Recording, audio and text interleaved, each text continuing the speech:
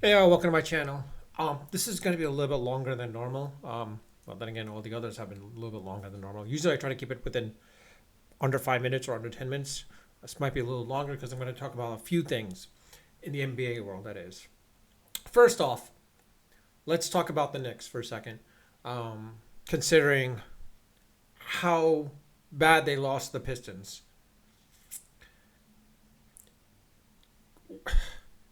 Cade is really doing some amazing stuff. I mean, I don't know if he owns the Knicks, but it's basically showing that he pretty much owns them. I mean, quite honestly, that's a little surprising. I mean, the fact that the Knicks have lost to the Pistons, I think all in all their games this season, basically. Um, let me see exactly how much they lose by. Well, I mean, quite honestly, it's like the fact that they can't beat Kate Cunningham when like two of the three starters were out and Kate Cunningham was like dropped 40 on them in Madison Square Garden. It's it's a surprise that the Knicks, who they are, based on last year in the playoffs, they couldn't beat them and they beat them. But it's showing that maybe the fact that the way they beat him, I think it was because of that lucky foul and lucky three that it shows probably the Knicks should have lost in the first round against the Pistons, and that probably the Pistons deserved to have gone beyond the Knicks at that point. So like the thing is the Pistons, the way they're playing right now, like I mean they got the number one record practically. Well, they do have the number one record in the East anyways, and they're just steamrolling practically everyone at this point. It's going to come down to probably most likely the Pistons versus either Oklahoma or San Antonio, maybe Cleveland, depending how depending how Mitchell and Harden play together. But they'll definitely be well, put it this way, they'll definitely make some noise in the playoffs, quite honestly. But the fact of the matter is I mean, quite honestly, if the Knicks, I don't think the Knicks are getting out of the first round this year. Honestly, depending on who they play this year, I don't know who they're playing. Let me see. If they were to play right now, I think it would be what the let's see, it would be the number three. So they'd probably play the 76ers or the Magic. Yeah, if they're playing against the 76ers, they're losing. They're losing. I mean, Embiid's going to go all out on them. I mean, the Knicks got barely beat the Sixers 2 years ago when Embiid was like pretty much 50%. Um, I, yeah. I honestly don't think the Knicks. Well, actually, wait. If they're the number three team, yeah, they would be playing the number six team, right? Yeah, right? Or 1-8. They get the first one. Yeah, that's right. They'd be playing the 76ers. Quite honestly, the fact that Halliburton's out, it basically put it this way, and you're welcome to disagree with me if you want to, but the fact of the matter is it sounds like Cade Cunningham and Tyrese Halliburton pretty much own the Knicks. The Knicks can never get past Halliburton in the playoffs. Cade Cunningham has yet to get past the Knicks in the playoffs, but the way the Pistons are playing right now, unless Brunson does something, because like I said, Brunson has yet to prove to me that he's a tier one. I mean, I know the way he's playing right now, but the thing is he has yet to get them to the finals. I mean, yeah, last year it says like once they get into the conference finals, I think they become a tier one. He becomes a tier one person. But the problem was they faced the Indiana Pacers, same Indiana Pacers from 2 years ago, and they couldn't get past them at that point as well too. So the problem is like this is a point where like Brunson has no choice but to get the Knicks to the finals. If they don't get into the finals, then quite honestly, it's a sad state. But I'm gonna say, but Brunson's only a tier one A, not a tier one, but a tier one A player. Um, Problem is, like I said, I don't think the Knicks, the way they're playing right now, between now and the playoffs, the Knicks have to like pretty much come together and become more hardened and much more grittier. Because quite honestly, the way they're playing right now, they're playing more soft than what Tibbs had them playing last year. Brown, as good as a coach as he is, quite honestly, this is a surprise where the Knicks, when they're down by like 10 or 15, you're kind of worried, like, okay, they might not be able to come back. Whereas last year, the Knicks had that gritty attitude and they were able to come back. I don't, I mean, yeah, granted, the Knicks came back against the Rockets, but quite honestly, that's more of a case where, like, you know what? I don't think it's a case where, like, the Rockets were in it to begin with in the first place. I think the Knicks were just pretty much handing him the game until they came back. They were, like a lot of mistakes and whatnot. But reality is basically, I don't think the Knicks are becoming more and more complacent. That's what I'm seeing right now. The Knicks are becoming more and more complacent. Um, and if the Knicks were able to get past the 76ers, that is if they play against them in the first round in the 76ers. I mean, if they play the Raptors, I think they get past them. My concern is this: the Cavaliers and Raptors are 4-5. If the Magic were somehow to overtake the 76ers, then I think the Knicks can get past the Magic. But I think they're becoming so complacent that I think they're going to lose in the first round. But even if they get past the 76ers, the next team they would have to go against is most likely either the Celtics or Cavaliers. I hate to say this, but like, if the Knicks go against the Cavs and if Harden and Mitchell come together and start playing really well and start meshing, they're going to make some noise, and I think the Knicks are going to have a hard time getting past the Cavaliers. And even if they get past the Cavaliers, the problem is like they're going to have a hard time getting past the Celtics as well too. If they face against the Celtics, they're going to have a hard time. Again, granted, yeah, the way the Knicks played against the Celtics in the last two games, it shows like they're able to step it up a little bit. Yeah, granted, it was proven that they can beat Tatum and Brown together, but then again, remember Tatum kind of got injured towards the end of the game, and that last game basically, or game 6, and that's because of that. They were able to get past the Celtics. The Knicks going against Cade Cunningham, and the Pistons. The Pistons pretty much own the Knicks. Unless the Knicks become more hardened, meaning that they play more defensively, and a little bit more power ball, I guess, or more physical. If they're more physical against the Pistons, I think they might be able to then beat the Pistons. But reality is, I don't think they're going to do that. But again, like I said, my first concern is who the Knicks play in the first round. If they're playing against the 76ers, they might just lose. If they play against the Magic, they might be able to win against them. Now, it all depends on like where the Knicks are. If the Sangs are the way they are right now, with the Pistons number 1, the Celtics number 2, and the Knicks number 3. Quite honestly, I think I hate to say this, but like, it's going to be a tough win for the Knicks, quite honestly. It's going to be a tough playoff for the Knicks to get past, because like this is supposed to be their year. Tatum is injured. Tyrese Halliburton, their foe, their nemesis, has been injured, so he can't take him out. Sad part is like the Pacers having like almost the second worst record. I think so. Let me see who has the worst record. The Kings have the worst record, so they have the second worst record. The Pacers could potentially get another star to complement Halliburton for next year. So this is it. The Knicks, if they don't get past it, the Pacers are going to be pretty much, I think, the more favorite team next year, unless the Knicks somehow do something. I don't know what it is.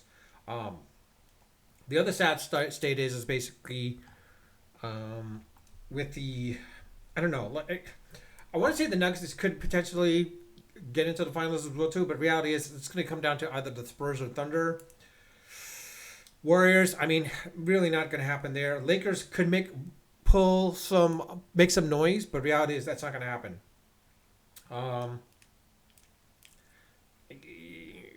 I hate to say this, but you're welcome to again disagree with me, but honestly, unless the Knicks unless in the next coming month and a half, the Knicks can prove that they can play, really well defensively, more grittier than they normally do, and the more hardened than they are, and a little bit more, I guess, I don't want to say more defensively, but more hard to say, then it's possible. But until they prove otherwise against the more dominant teams, and they can come back from like a 10-point deficit or more, 10-plus point deficit or more, I don't know. Because the Houston Rockets, that was one. But reality is that was the Houston Rockets. And they're doing really well. But I think because of all the mistakes that the Knicks were making against that game, they had no choice but to come. And you could tell the Rockets, they were playing a little sloppy at that point as well too.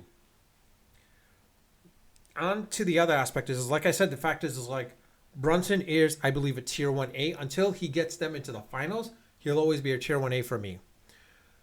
Coming to my other point now, the Clippers, after they traded Harden to the Cleveland Cavaliers, they pretty much said, we're giving up on the season. Sad part is, Kawhi Leonard, he pretty much screwed the Clippers' future, pretty much. He pretty much screwed them out for the past couple of years. I mean, as though, granted, he did really well in the All-Star game, but the problem is like, he's just not that same player as he was before. And the problem is like, because of when he went to the Clippers, he had the Clippers trade SGA and some draft picks for basically Paul George.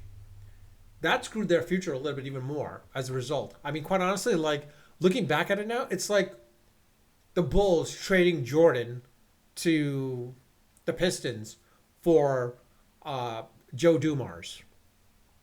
I mean, quite honestly, that was. I mean, granted, that's not a trade that you think of, but like this is the, let's say in the early heydays, let's say in the 83, 84, 84, 85 season, basically. That's where it pretty much comes down to from that perspective. It's like Jordan for Joe Dumars, basically, where they needed a Joe Dumars immediately for a shooting guard, and like they needed a shooter.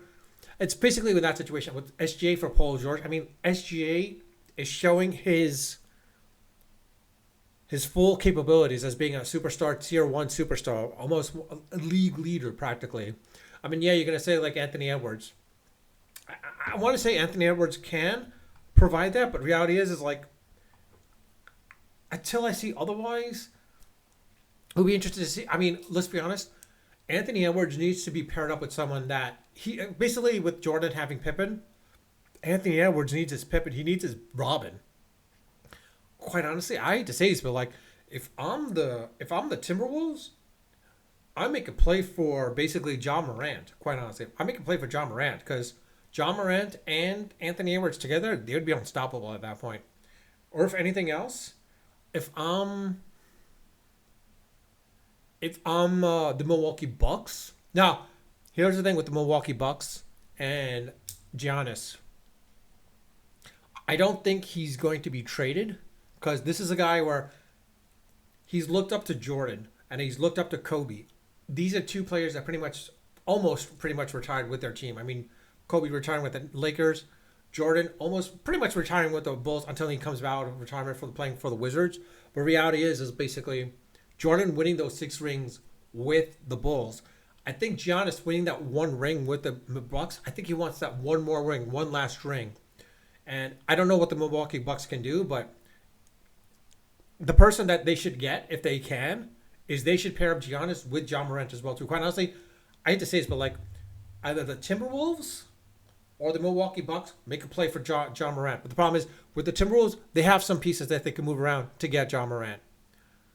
The Bucks, I don't know what they have, what kind of maneuvering they can do. They have to involve another team. I don't think they'll be able to get that. And I don't think Giannis wants to leave, even though he's showing that he wants to leave. But I think this is a guy that wants to stay with the Bucks and prove that he can win with his team, like a Kobe Bryant, like a Michael Jordan. I don't think he wants to be known like a LeBron or like a Kevin Durant, where like they went off to other different teams basically at that point. And the sad part is Kawhi Leonard. Like I said, he kind of screwed him out basically at that point. Like Kawhi Leonard messing up kind of ruined the Clippers at this point. And honestly, I don't know how the Clippers recover from this. The only thing I can think of is if the Clippers are smart, they trade Kawhi Leonard. And you know what the sad part is? The Spurs were smart. They probably recognized Kawhi Leonard. I mean, granted, when they traded Kawhi Leonard to the Raptors and he helped them win that title, looking back at it now, San Antonio pretty much made the smart move of trading him at that point and getting some draft picks, because reality is like they didn't have to surrender and spend that much money on this guy, and if not, they don't get Wemby. They probably don't get Fox as well too, quite honestly. So, I mean, honestly, I hate to say this, but like, if I'm the Clippers, you try to find a way to trade Kawhi Leonard and get some draft capital. Problem is like the Knicks, it would be great for him to come to the Knicks, but chances are Knicks don't have anything for him, basically. Only thing I could think of is maybe him going to Miami. I don't know what Miami has that they can give to him, but it probably makes more sense for him to go to Miami. Why? I don't know, because of Pat Riley and whatever it is. I don't know. It's a possibility. Um, but like I said, yeah, I think the face of the NBA, of course, is between Anthony Edwards, SGA, and I mean, it depends on Josh Flagg and how he progresses. But if Josh Flagg does really well, it'd be pretty impressive. Like with the Mavs at that point, with the future with the Mavs. If I'm the Mavs, I hate to say this, but like, yeah, you want to keep Kyrie, but Kyrie's getting a little bit up there in age, as well as letting KD. They traded KD, it made sense. So with Kyrie, I don't know, but I hate to say this, but like they probably should trade Kyrie to get some draft picks. Who they trade him to, I don't know. If I'm the Bucks, I make a shot for Kyrie as well too. It probably makes sense for him to go to. Yeah, it probably makes sense for Kyrie to join the Bucks at that point. He probably could help Giannis at that point. Him and Giannis would be a 1-2 punch, quite honestly. John Morant as well too. That'd be a 1-2-3 punch at that point. They'd be the most favored team at that point to win. I mean, let's be honest. When Dame was traded to the Bucks, everyone thought, okay, the Bucks' uh, probability of getting to the finals shot up considerably. But at that point, when Dame became injured, went went bye bye at that point. And the fact that what the Bucks traded for him, it backfired on them, unfortunately. And I'll be honest, with the Bucks, it made sense for them because you know what? That's a one last ditch effort to keep Giannis happy and make another run for the make another run for the finals. But reality is it happened. They've got to see if they can recoup. Honestly, if anything, if they can get something in return for Giannis, great. But I don't know which team would want to. I don't know which team outside of the Knicks that Giannis would want to go to. Most likely the Lakers as well too. If he goes to the Lakers, him and Luka would be an amazing combo. It'd be a sad state to see Giannis going to the Lakers, but I would not be surprised if he just stops by the Lakers. Quite honestly, and then of course, I hate to say this, but the Pelicans, I have no idea what Zion's doing right now. It's like the Pelicans, they're in a tizzy of a tailspin. Honestly, they should be at least playoff bound, but the fact of the matter is, the past 3 years, they're not. Zion Williamson seems to be a bust. Only thing I can think is if they're smart, they trade off Zion, try to get some draft picks in return for him. If anything, trade him maybe to the Lakers. But the Lakers, I don't know how much draft capital they have. Um, Maybe trade Zion to the Mavs. I mean, honestly, the Mavs might be able to get something out of a result for Zion. You know, Actually, you know what? Having Zion, Flag, and Irving, if they keep Kyrie, three Duke alums, that might rejuvenate the Mavs at that point as well, too. Quite honestly, I don't know. It'll be interesting to see. I mean, if I'm the Raptors, I make a play because you know what? Pair Zion up with RJ Barrett. I know RJ Barrett hasn't been showing much lately, and it made the smart move for the Knicks to have traded him at this point because honestly, RJ Barrett, you're not really hearing much from him as of late now. So I mean, that might probably made the right move. The Knicks made probably the right move to trade him for OG Anunoby. I wish the Knicks could have gotten a drop pick in return for him as well too. The fact that they surrendered it. The problem is like I said, as I said with Brunson being a tier 1A, it's still showing that Mikal Bridges, that trade for him, has been a massive mistake for the Knicks. 5 first-round draft picks for Mikal Bridges has made no sense whatsoever. He's showing otherwise. He's showing basically that was a massive mistake in that part. And I'm sorry to say it, but because of the Mikal Bridge trade, it might have damaged the Knicks' future, quite honestly. Because quite honestly, the Knicks are probably an injury or two away from being a lottery pick again. And quite honestly, without that goes right immediately to the Nets. I mean, look at what the Nets did. I mean, when they traded for KG and Pierce, those two draft picks, who did the Boston Celtics get? They get Brown and they got Tatum, which were Nets draft picks. That was a mistake I think the Nets are really regretting right now at this point. And they realize, you know what, we got to rebuild from the draft unless we could get some serious plays in return. I mean, quite honestly, the fact of the matter is what the Houston Rockets and with the Houston Rockets when they got some draft capital as well too, quite honestly. So it'll be interesting to see how that works out from that perspective. But like I said, three things basically is Knicks. Jalen Brunson still has to prove that he's a tier 1 by getting them to the finals. 2, I think the Knicks most likely will probably lose in the first round the way they're playing right now and the way they've been playing for as of late.